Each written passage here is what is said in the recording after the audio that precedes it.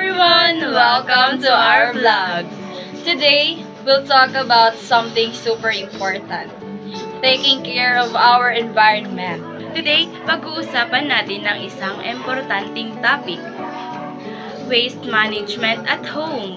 Oo, kasi araw-araw ang dami nating basura. Pero madalas, hindi natin alam kung saan ito dapat mapunta. Kaya simulan natin sa basic, ang 3 R's. Reduce, reuse, recycle. Reduce means bawasan ang basura. Example, imbis na bumili ng bottled water araw-araw, magbaon na lang ng tumbler, di ba? Yeah, tama. Reduce naman, ibig sabihin gamitin ulit ang mga bagay. Pwede mong gawing plant pot ang lumang lata or jar. At syempre, recycle. Ihiwalay yung mga recyclables tulad ng plastic bottles, paper, at cans para maproseso ulit. Pero hindi lang yan. Dapat marunong din tayo mag-segregate ng basura. Ang biodegradable gaya ng food waste at mga dahon, pwede siya sa compost. Ang non-biodegradable tulad ng plastic wrappers, ilagay sa tamang lagayan para sa koleksyon.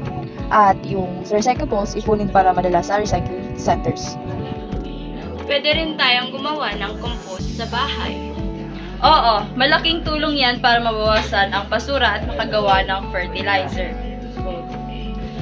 Ang waste management hindi lang trabaho ng gobyerno.